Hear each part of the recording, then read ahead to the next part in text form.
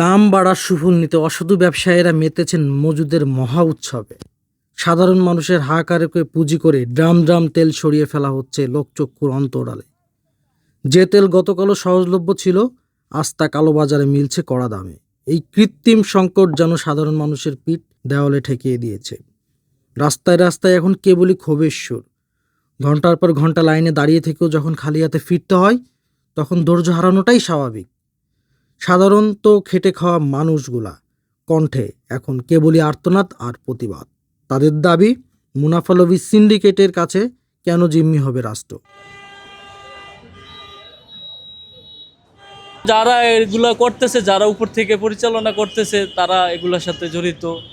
এটা একটা সিন্ডিকেট, এভাবে করতেছে, মানুষ যাতে ভোগান্তি পার হইতেছে, এই জন্য সমস্যাটা আর কি। হইতে পারে কেউ নিয়ে যায় ওটাই উনি ব্যবসা শুরু করে দিচ্ছে, যেমন এদের 120 টাকা কিনে নিয়ে যায়, এনে 200 টাকা বেচতেছে। এটা তো এরকম হইতে পারে, হয়তো বা কেউ মজুত করে বিক্রি করতেছে।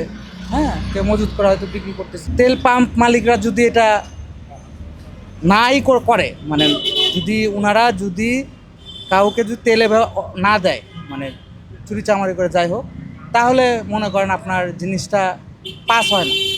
এখন যদি মনে করেন আপনার দেখা যায় যে গাড়ি যে আসতেছে, গাড়ি লরির থেকে যদি ওইভাবে নামাই ফেলে, তাহলে তো এভাবে যাবেই। চোর কিন্তু সবাই না। হ্যাঁ, চোর আছে, চোর যে নাই বিষয়টা এমন না, চোর অবশ্যই আছে।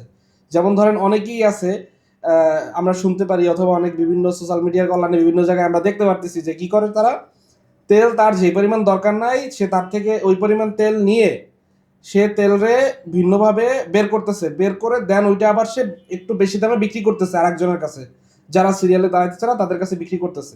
তাহলে এখানে চোর অবশ্যই আছে। কেউ বা পাচ্ছে চাহিদার তুলনায় বেশি, কেউ 5-6 ঘন্টা লাইনে দাঁড়িয়ে থেকে পাচ্ছে না একটা ফুটাতে। এর সমাধান আসলে কোথায়? জনমনে প্রশ্ন জাগছে, ডিপো থেকে কি আসলেই তেল আসছে? আর আসলেও বা পাম্পে থেকে এই তেলগুলো যাচ্ছে কোথায়? মেহেদী হাসান অনু, প্রাইম টিভি।